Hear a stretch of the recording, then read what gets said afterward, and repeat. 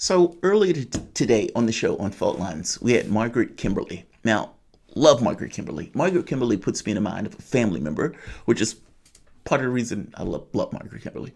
But she's one of the writers at Black Agenda Report. You see her all over the place. This one, she keeps pretty busy writing and doing shows like ours. But she made the point, she says, I think Trump is going to win. Now, there have been other Democrats who've been sounding the alarm, basically saying, whoa, this, I don't think the polling is right. I don't think the polling is right. And I guess the question becomes, let me say it this way, are the polls that are being put out, are they being used to push opinion or are they reflecting opinion? That's the question, right? Are they trying to reshape reality? Or is it an accurate depiction of reality? Now, if a polling company is being earnest and honest, there's still going to be some level of variation on truth, meaning it's only a snapshot. And even then, depending upon what they're asking, depending on where they're asking, depending upon if they're calling versus going to a particular place, all of those things affect outcome of the polling result. So last time around, Hillary Clinton was beating Trump most of that race. Now, some of it was close. But a lot of it, for the most part, they gave Hillary Clinton like a 98% chance of winning that race on the night that she lost. And you had plenty of Democrats shattered, crying, falling all over themselves. Funniest thing ever. Funniest thing ever. But in that very specific case, they thought in their head, it's a lock. It's a lock. It's fucking lock. And it's such a lock that it is already reality itself. It hasn't happened yet, but it's goddamn reality. That's how much I believe it. And then, bam, reality is something different. Because reality doesn't care about your expectations. Or for that matter, doesn't even necessarily care about your ideology. In a very specific case, they lost. Donald Trump won. And those people could not deal with the reality of Trump winning in first place, but also the discontinuity between she's going to win and, oh my God, she lost monstrously. Now, this was leverage to bring Russia into it because they were looking for an excuse. And hey, here's an excuse, Russia. And we're going to give you all of this dodgy evidence from a dossier to go along with it. That didn't work. It wrapped Trump up in knots to some degree for a couple of years. But at the end of the day, it didn't work. Now, Trump is running against a dumber version of Hillary Clinton with a penis. And this dumber version of Hillary Clinton has basically been able to just stand back and recede into the woodwork and let Trump be Trump. The prevailing point of view from the standpoint of mainstream media is similar to what it was in 2016 when Hillary Clinton lost, with one exception. It seems worse for Trump. Meaning right now, at this very moment, it seems worse for Trump than it did in 2016. But again, is this polling reflective of reality, or is this polling reflective of a media and their wishful thinking? That is the question. Now, I would typically say if you get a lot of polls that are going back to back and they're pushing in a prevailing wind, that often, again, providing they're not being dodgy, they tend to be accurate. Donald Trump is addressing a crowd. And, one of the things dealing with the polling and everything else, it makes a candidate look bad. It's a drag. The reason why I say is the polling leading or is the polling depicting reality is because people have a tendency to lump in with a crowd. What I mean by this is in experiments, you would have, let's say you have 9 people there who are part of the experiment. And 5 of those people are getting the wrong answer. The one guy that's there is the guy that's the person who they're experimenting on, the control. Each one is asked the question. 5 of them give the wrong answer. It goes to the last guy. That guy looks at the crowd. He knows that they've just said the wrong answer. And a third of the time, the guy says the wrong answer. Because they're looking at the crowd. They're like, the crowd has to know something that I'm missing. Part of the reason that they used to put the polling out for Sanders was for that specific effect. oh, the race is too far. There's no way he can catch up.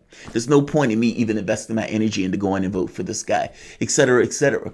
And you get some people who would just say, I'm lumping myself in with the person who's going to win.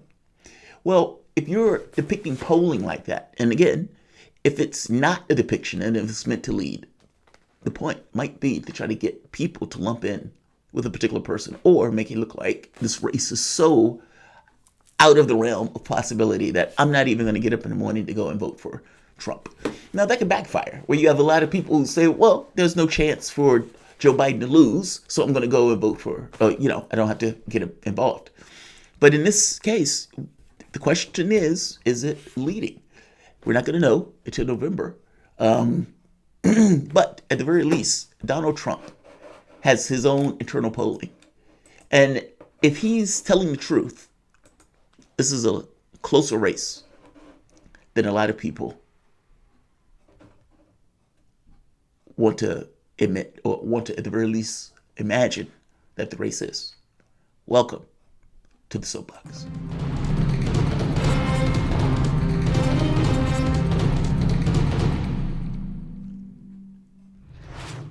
My name is Jamarl Thomas. This is the Progressive Soapbox.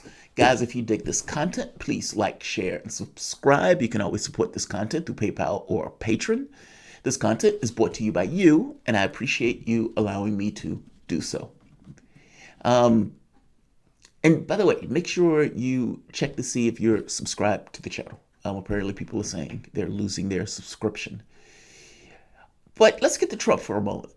I haven't been doing polling a lot. I think I did one the other day on polling. I used to do it a lot during the primaries because it was interesting for some reason, more so during the primary. But in this very specific race, I haven't necessarily been doing a lot of polling. In this case, though, I'm going to let Trump give his perspective of this. Meaning all campaigns have internal metrics that they use for their polling. And whatever mixture, meaning of what they're trying to get when they're doing their polling, well, it may be specific to the campaign, and that campaign knows what it's looking for. Biden has his own person who's probably doing internal polling for Joe Biden. In Trump's case, listen to what he's saying, listen to how he's explaining how he views the race, especially in the swing states. To it. I don't think anybody's ever seen anything like this in the history of our country politically. There's tremendous support. Poll numbers are very good. You don't see the real poll numbers. We have poll numbers in Wisconsin where we're up 1, and yet I see ABC comes out, ABC Washington Post. Of course, they had us 12 down last time. Of course, right before the end, I think they were even, but they had us 12 down about 2 weeks before, and we ended up winning. So, one of those things. But they came out with one down 17. And we have one where we're +1, and most of them have us pretty even in Wisconsin. So they're just suppression polls. It's a shame they can get away with it. It's almost, if you think about it, it's almost like a campaign contribution to the DNC. The good news is our people understand it. They understand it very well. They went through it 4 years ago, and it was actually worse 4 years ago, if you think about it. But they went through it. We're really up in almost all of the states that we're talking about, most of the states. We're up even or very close, doing fantastically in Florida, doing fantastically in North Carolina.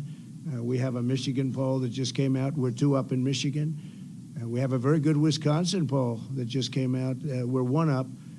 Rasmussen has us at 53, 52 yesterday, 53. And head-to-head nationally, we're up in a Rasmussen poll. And Rasmussen was one of the most accurate 4 years ago, so we tend to look at the ones that were accurate 4 years ago. Pennsylvania, we think we're going to do fantastically there. There's tremendous energy, and we've never seen enthusiasm like this. And I think the honest reporters will say, in the history of doing what you're doing, I don't think anybody's ever seen enthusiasm like this. Our voters are going to vote early, but they're really going to vote on Tuesday. They want to wait till Tuesday. That's what the tradition has been. At least the tradition with me happened last time, too. And I'm calling it a great red wave, and I think you're going to see something that's going to be amazing.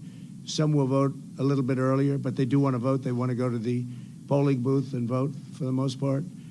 The early ballots were doing much better than anticipated. We assumed a certain number.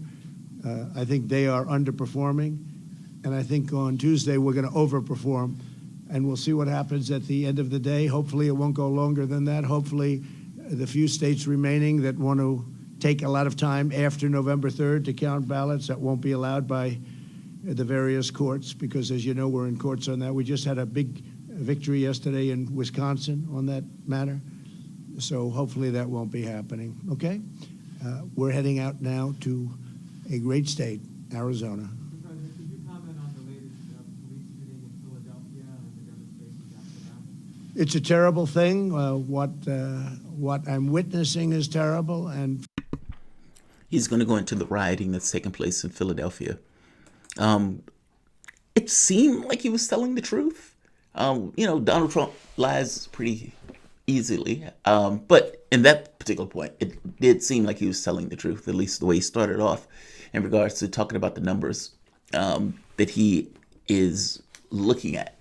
Now, it also could be that they're giving him numbers that are more favorable, meaning, all right, don't give him those, give him those. In which case, you have 20 or 30 polls, and they give him the 5 that make him look good in that particular state. He could be doing that. Or they could be doing that for him, if that makes sense. They could be filtering his information, kind of like Romney. When Romney was running against Obama, Romney thought he was going to win that night. Romney didn't even write a concession speech, if you remember. Romney thought, based on the polling that he was looking at, that it was a lock, that Obama was going to lose. And I had no idea what Romney was looking at, because the states that mattered were the ones that Obama was putting a lot of energy into, especially early on, meaning he focused like a laser on the swing states that he needed to win. And even with losing a few from the 2008 race, he still was able to win. Romney lost. And there's a really funny scene. I think it was Karl Rove flipping out on Fox News because Karl thought he was going to lose also. Well, we'll see. I mean, maybe he's right. Maybe he's wrong. I would say, though, another win by Trump would be shocking. It would be shocking. But can we really say it's impossible? No, I don't think we can. I'll leave it here. I didn't want this to be long. I just thought it was interesting to get his perspective of how the race is going. And like I said, he seemed, at least in the first part of that, when he's talking about it, that he sounds like he's being straightforward in this one. It doesn't sound like a BS statement. But like I said, it could just be, they could be cherry picking the ones that they're either feeding him, or he could be cherry picking what he is talking about, meaning focusing on the positive ones. Who knows?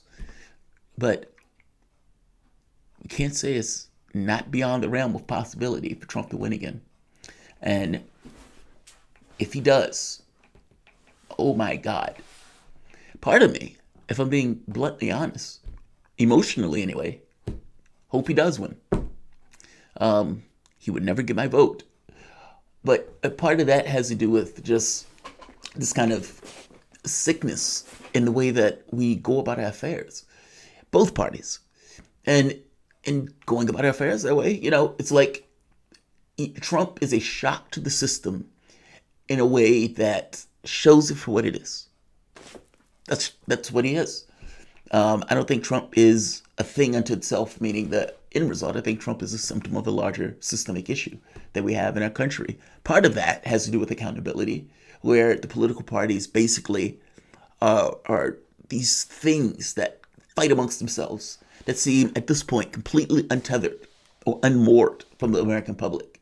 And the public works, struggles, gets poorer, and yet the elites fight amongst themselves about things that ultimately only pertain mostly to themselves. It almost as if it fundamentally excludes the population. Biden is running this race as if he gives no shits about the public. As if he's owed the seat, kind of like Hillary Clinton was owed the seat. And I don't believe in this process of throwing yourself at the candidate. The candidate should actually come for your vote. I mean, understand the entire point of somebody who's running for office is to accumulate votes, Well, what do they have to offer in order to get that vote? Well, they do things in government that benefit those people in that society in material ways. Biden is not offering that, at least not in any real systemic, substantial terms. And honestly, my litmus test was Medicare for all. Considering we're in the midst of a pandemic, what 20, 30 million people out of a job, 20, 30 million people without health care. And the best that he's talking about is tweaking Obamacare, a system that may not even be in existence if and when Joe Biden even gets into office. It's a pandemic. We're still talking about healthcare. 12 years later. We're still talking about healthcare. And he says, let's just tweak Obamacare. Let's just tweak it. Let's just tweak it. I guess the point I'm trying to make here is the candidate is running for some constituency is not us. Wall Street Joe is going to do many favors. And those favors are going to be for the people who gave him that $1.8 billion or how much ever he's going to raise in this race. And the wild part about it is he's not even pretending. I mean, yeah, during the primary, he was pretending and lying. But at the end of the day, Biden understands that the majority of the people that are voting for him are doing so because of who he is, not because of who he is. And he's not making an affirmative case for the office at all. He's making a case for status quo with a public that is so animated by Trump. Ideally, under his mind, will put me in office, not because of what I am, not because of anything I said I was going to do, more so because I am not Trump. That's who I am. What are you going to do, Biden? What are you? I'm Biden. That's what I am. Yeah. But what does that mean? What are you going to do? I'm Biden. I'm going to bring Biden back to the White House. That's what I'm going to do for the country. I am going to give you me. It's like Elton John. I wrote the song for you, Biden. It's like, I'm just here to be here. I'm just here. I'll end it. Yeah, intellectually, I don't have a dog in the hunt. Emotionally, I am so sick of our political system and the way these people, I mean, for fuck's sake, they fight over money to give to the public while all of those people passed this tax cut. Pelosi passed the tax cut. I mean, you can go back in time. These guys were passing tax cuts year after year after year, Democratic or Republican administration. And what makes it so bad, the Democratic administration would enshrine the Republican tax cuts into law. At least that's what Obama did. 83% of those Bush tax cuts that at the time were so grotesque. And Obama says, yeah, let's sign it.